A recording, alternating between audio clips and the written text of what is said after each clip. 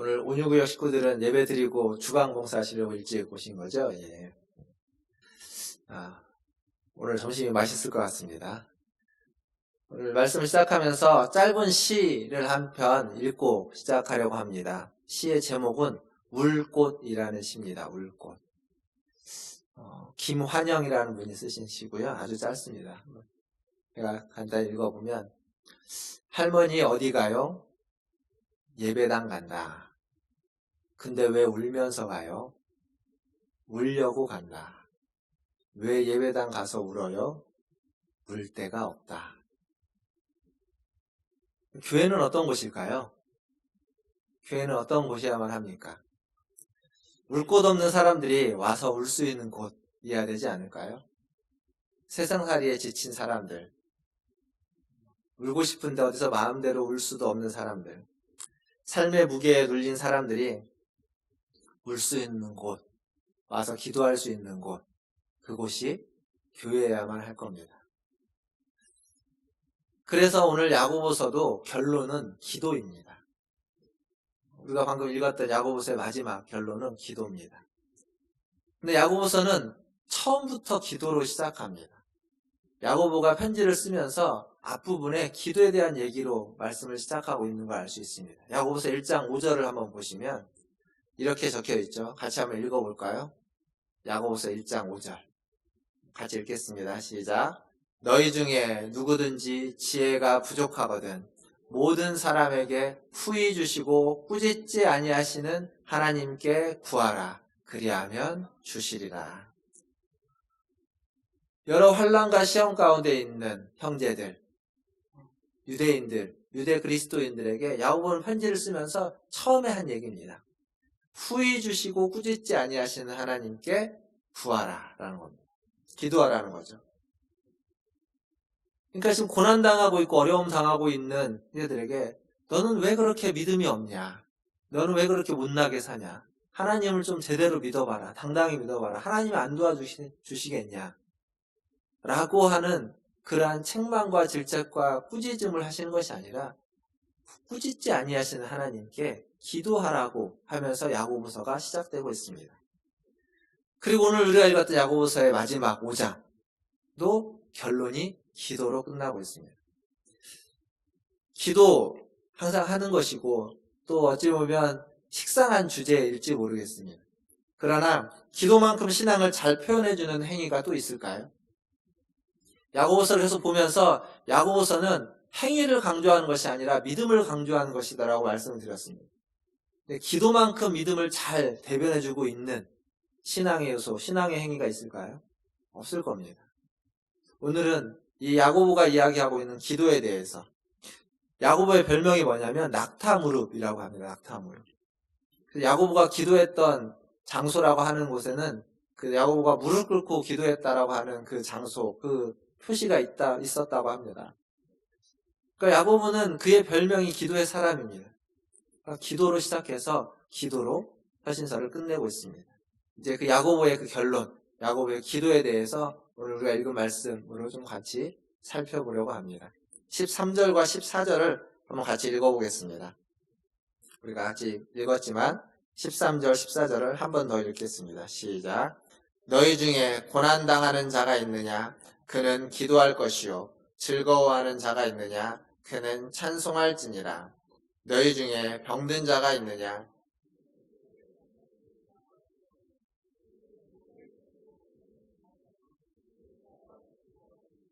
아멘. 여기 세 부류의 사람이 등장하죠. 고난당하는 자, 즐거워하는 자, 그리고 병든 자. 아마 어찌 보면 저나 여러분이나 이 세 부류 중에 어느 한 곳에는 속할 겁니다.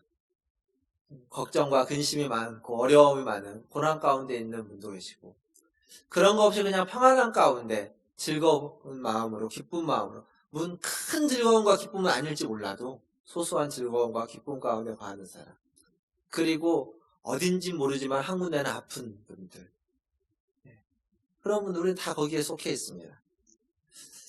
사실 이 고난은 인간이 겪는 어떤 그냥 인생 자체라고 말할 수 있습니다. 삶 자체가 고난이다 라는 말이 있습니다.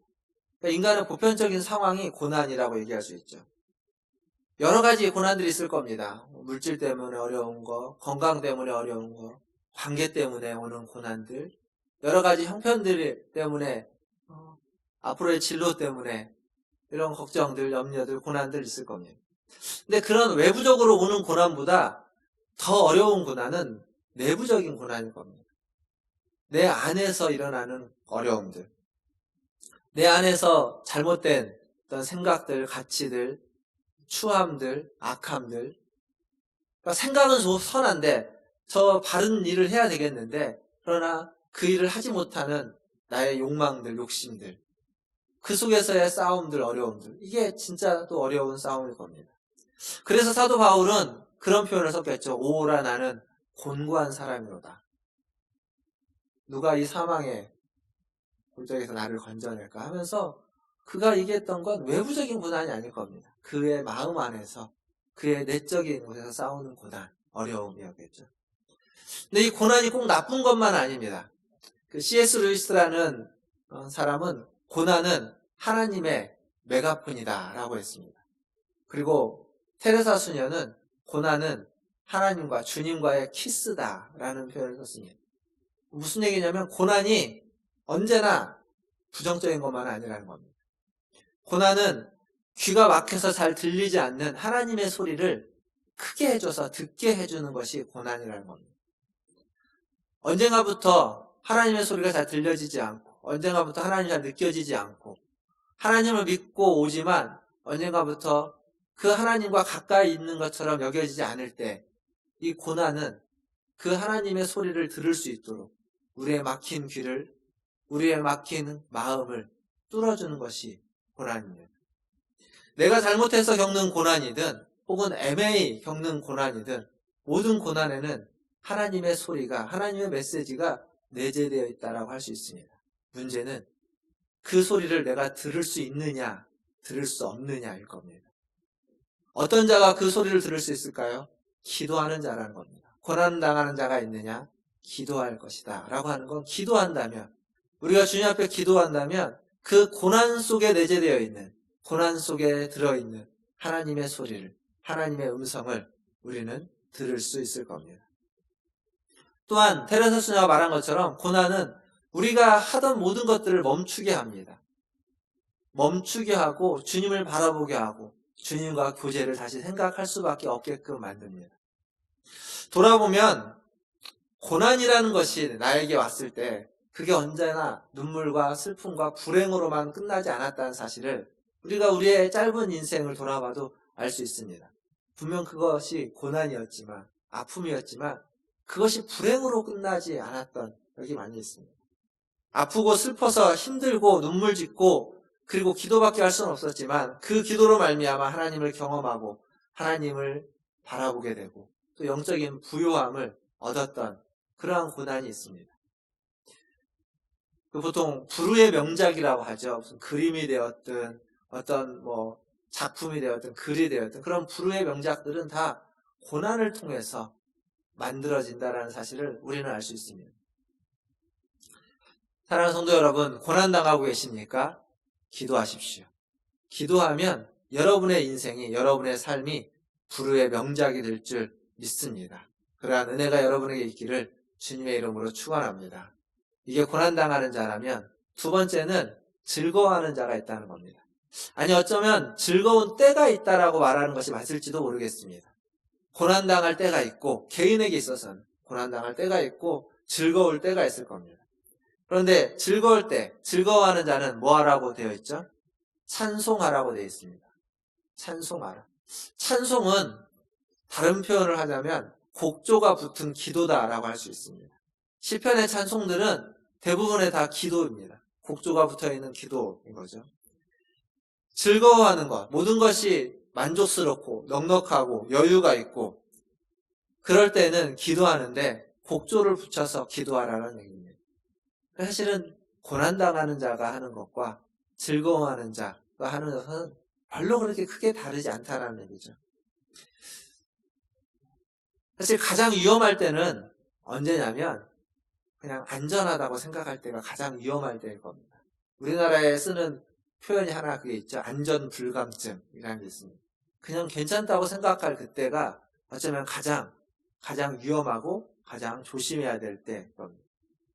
고난이 찾아오면 그리스도인이라면 그 순간은, 아니 어쩌면 그 순간이 아니라 조금 지나서 일지라도 하나님 앞에 나아가게 되어 있습니다. 하나님 앞에 기도하고 하나님을 생각하게 됩니다. 그런데 고난이 없고 평안함이 찾아오고 즐거움이 찾아오고 그냥 큰일이 없고 하면 나도 모르는 사이에 자연스럽게 하나님께 덜 나아가게 되고 하나님을 덜 찾게 되고 하나님을 덜 부르게 됩니다. 그래서 서서히 멀어져 가는 거죠. 서서히 하나님과 멀어져 가는 겁니다. 사도 바울은 고린도전서 10장 12절에 이런 말씀을 했습니다. 그런즉 선줄로 생각하는 자는 넘어질까 조심하라. 그런 겁니다. 이 사도 바울의 말씀에 귀를 기울이고 평안할 때, 즐거워하는 그때 더 하나님께 나아가시는 저와 여러분 되기를 주님의 이름으로 축원합니다. 세 번째 부류의 사람은 누구냐면 병든 사람입니다. 병든 사람. 이 병들었다는 것은 육신의 병든 것과 그리고 영혼의 병든 것, 마음의 병든 것을 다 포함한 것입니다. 즉 실제적이고 구체적인 상황인 거죠. 그 상황 속에서 하나님이 우리에게 말씀하고 있는 겁니다. 병이 들면 어떻게 될까요? 어딘가 아프면. 그것은 내가 스스로 무엇인가를 할 수 없다라는 의미입니다. 병들었다는 것. 내 몸에 어느 장기가 아프면 그 장기는 스스로 자기의 역할을 잘 해내지 못합니다. 팔이 아프면, 어깨가 아프면 어깨는 마땅히 해야만 하는 일을 못합니다. 다리가 아프면, 허리가 아프면 그 다리와 허리는 마땅히 해야 될 바를 역할을 못하는 겁니다. 스스로 자기가 할 일을 못하는 것, 그것이 병들었다는 겁니다. 그때 뭐가 필요하냐면 누군가의 도움이 필요한 겁니다. 약의 도움이 필요하든 운동의 도움이 필요하든 다른 사람의 도움이 필요하든 누군가의 도움이 필요한 상태, 그때가 병든 상태인 겁니다. 오늘 말씀 14절을 보십시오. 병든 사람을 위해 누가 무엇을 해줘야 한다고 이야기하고 있죠? 그렇게 되어 있죠. 장로님들이 기름을 바르며 기도를 해주라고 말합니다. 우리 교회 장로님들, 시무장로님이 됐든 은퇴장로님이 됐든 원로장로님이 됐든 해야만 하는 일은 여기 있는 겁니다. 첫 번째는 기도입니다. 기도. 근데 이제 성경에서 말하는 장로들과 우리가 보통 이야기하는 장로님들은 꼭 같지 않습니다. 포함하는 거죠. 성경에서 말하는 장로는 지금의 교회 직책의 장로라기보다는 교회 지도자라고 하면은 또 좀 표현하기가 더 넓은 의미로, 아니 더 정확한 의미로 표현하자면 교회의 어른들입니다. 교회의 어른들을 성경에서는 장로들이라고 이야기하고 있습니다. 우리 교회는 어른들이 참 많으십니다. 다른 어느 교회보다도. 즉 다른 말로 바꾸면 우리 교회는 성경에서 이야기하고 있는 장로님들이 굉장히 많은 교회입니다. 그 교회 어른들의 가장 중요한 책무는 뭐냐면 오늘 야고보는 기도라고 이야기하는 겁니다. 기도. 교회 어른들의 가장 중요한 책무는 기도입니다. 어떤 사람을 위해서요? 누구를 위해서요? 병든 자를 위해서. 필요가 있는 자들을 위해서. 육신과 마음과 영혼의 병든 자들을 위해서, 그들을 위해서 기도해 주는 것, 그것이 어른의 가장 중요한 책무입니다. 다른 사람의 몸과 마음을 아프게 하는 것이 아니라, 다른 사람의 몸과 마음에 부담을 주는 것이 아니라 그들을 위해서 기도하는 것, 그게 책무입니다. 또 오늘 말씀은 기도할 때 그냥 기도하라고 하지 않고 기름을 바르며 기도하라고 이야기합니다. 성경에서 기름은 흔히 약으로서 사용되어지고 약으로서 기록된 부분들이 많이 있습니다. 상처 투성이인 그 상처에 기름과 같은 약을 바르면서 기도해 주라는 겁니다. 이제 말씀을 준비하다 보니까 이 기름에 대해서 이게 어떤 기름이냐, 뭐 올리브 기름이냐, 실제적인 기름이냐, 아니면 어떤 약이라고 이야기해야 되느냐, 혹은 그냥 영적인 기름을 이야기하느냐, 뭐 이런 얘기들이 많이 있었습니다. 근데 제가 가만히 봐도 그건 별로 그게 중요한 문제가 아닌 것 같습니다. 이게 무슨 기름인지, 뭐 올리브 기름인지, 뭐 식용유인지, 무슨 기름인지 그건 별로 중요한 문제가 아니라, 중요한 건 기도해줌에 있어서 그 사람의 지금 아픔과 상처에, 그 사람의 고난에, 그 사람의 병듦에 필요한 것들을 함께 주면서 기도해 주라는 겁니다. 그 필요를 채워주면서 기도해 주라는 의미죠. 그냥 기도만이 아니라 오늘 야고보서는 그렇게 이야기해 주고 있습니다. 사랑하는 성도 여러분, 우리가 처한 상황에서 우리가 할 수 있는 가장 최고의 믿음의 행동은 오늘 야고보는 기도다라고 이야기하고 있는 겁니다. 가장 최고의 믿음이고 가장 최고의 사랑입니다. 고난당하는 자를 위해서 할 수 있는 믿음과 사랑이 바로 그것이고, 그리고 즐거워하는 자가 진짜 위기에 빠질 수 있는 그러한 자가 거기에서부터 빠지지 않고 그 위험에 처하지 않기 위해서 해야만 하는 것도 기도입니다. 믿음과 사랑의 행동이죠. 그리고 병든 자에게 필요하고 병든 자에게 해야만 해주는 것 또한 믿음이고 사랑인데 그것이 기도다라고 말해주고 있습니다. 이 기도에 더욱 힘쓰는 저와 여러분 되기를 주님의 이름으로 축원합니다. 기도의 사람이 되는 것, 그게 바로 믿음의 사람이 되는 것이고 행동하는 사람이 되는 겁니다. 이제 15절과 16절 한번 같이 읽어보겠습니다. 15절과 16절 함께 읽겠습니다. 시작. 믿음의 기도는 병든 자를 구원하리니 주께서 그를 일으키시리라. 혹시 죄를 범하였을지라도 사하심을 받으리라. 그러므로 너희 죄를 서로 고백하며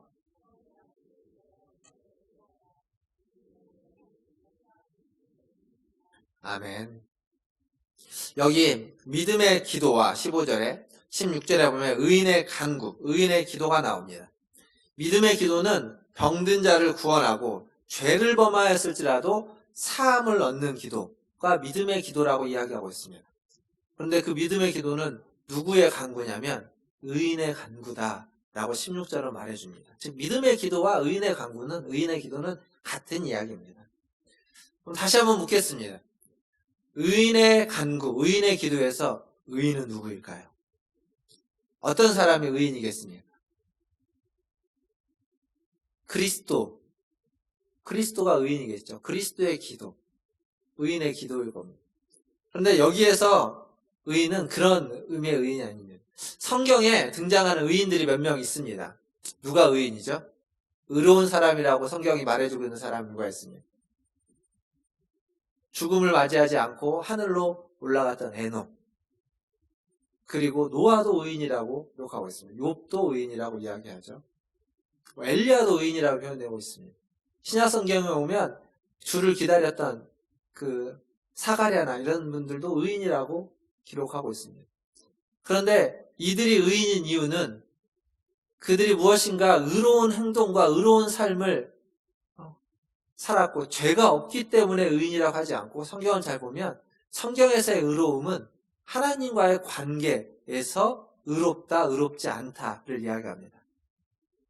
그러니까 의롭다는 것은 하나님과의 관계가 바르다는 겁니다. 하나님과의 관계가 좋고 바르면 그것이 의로운 것이고, 하나님과의 관계가 깨어져 있으면 그것이 의롭지 못하다라고 하는 것이 성경의 표현입니다.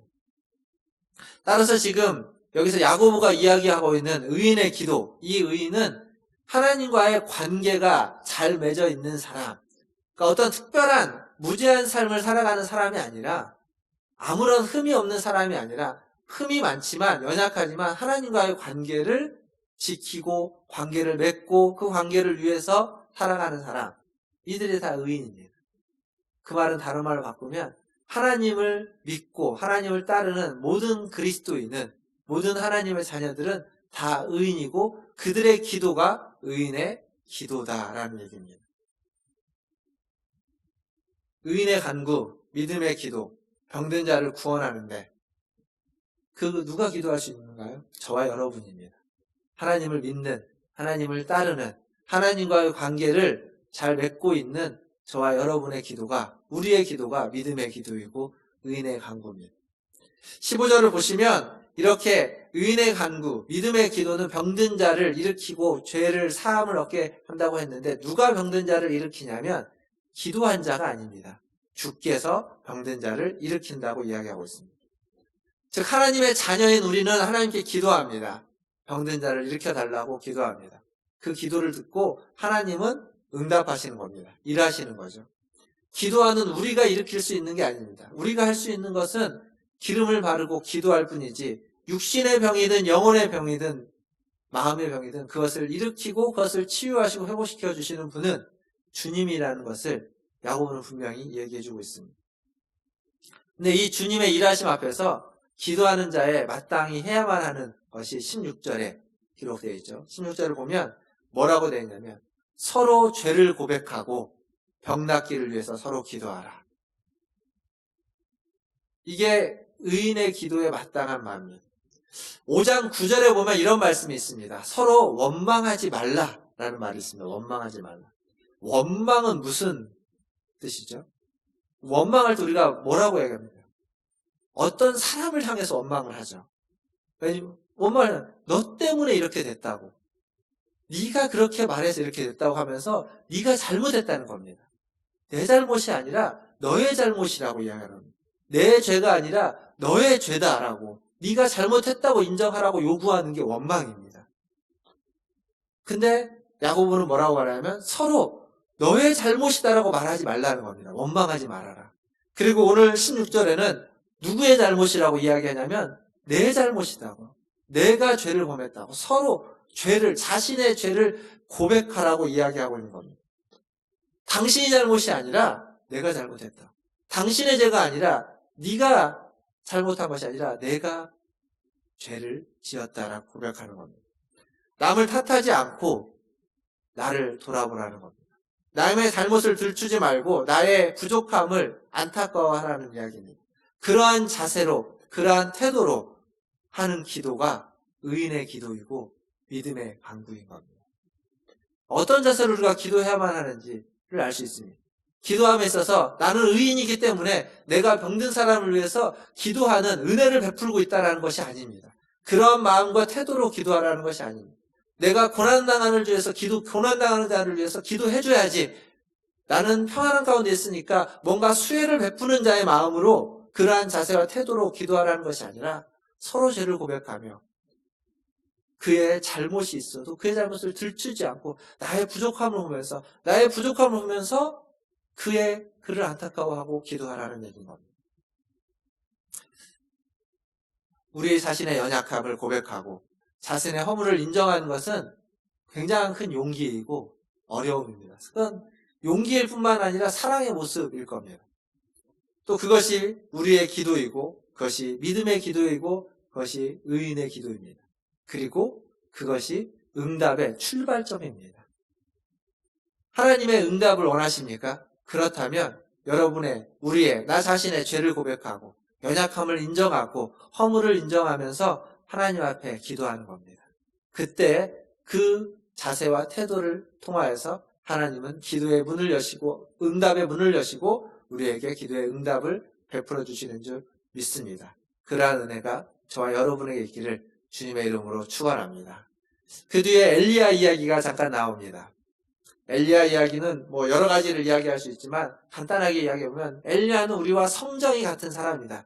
즉 우리와 똑같이 허물이 많고 연약하고 불안정한 사람이라는 겁니다. 즉 엘리야도 고난 가운데 있을 때도 있고 즐거울 때도 있고 아플 때도 있는 사람이라는 겁니다. 그런데 그런 엘리야에게 하나님 어떻게 하셨죠? 그런 불안정한 엘리야에게 하나님은 말씀을 주시고 엘리야는 그 약속을 붙잡고 기도를 하는 겁니다. 비가 오지 않도록 하는 그때에도 하나님이 말씀하셨고 비가 오게 될 거라고 할 때에도 하나님이 말씀하셨습니다. 엘리야는 그 말씀을 붙잡고 기도했고 그래서 비가 오지 않게 되었고 또 비가 올 거라는 말씀을 붙잡고 기도했을 때 비가 오게 되었습니다. 이게 열왕기상 17장과 18장에 나오는 이야기인데 이것은 하나님이 얼마나 힘이 세고 엘리야가 얼마나 믿음이 좋은가를 말해주기 위한 것이 아니라 오늘 말씀을 잘 보면 그것은 결국 그 시대에 바알과 아스다롯에게 미혹됐던 사람들을 돌이키기 위한 하나님의 은혜였고 하나님의 자비였습니다. 주님의 사랑이었습니다. 죄에 미혹된 사람들, 죄에 현혹된 사람들, 그들을 돌이키기 위한 하나님의 사랑 그리고 하나님의 은혜가 바로 엘리야의 기도였던 겁니다. 오늘 우리가 읽었던 말씀 야고보서의 맨 마지막 20절은 이렇게 기록되어 있습니다. 너희가 알 것은 죄인을 미혹된 길에서 돌아서게 하는 자가 그의 영혼을 사망에서 구원할 것이며 허다한 죄를 덮느니라 라고 되어 있습니다. 베드로전서 4장 8절에 베드로 사도는 이렇게 이야기합니다. 같이 한번 읽어볼까요?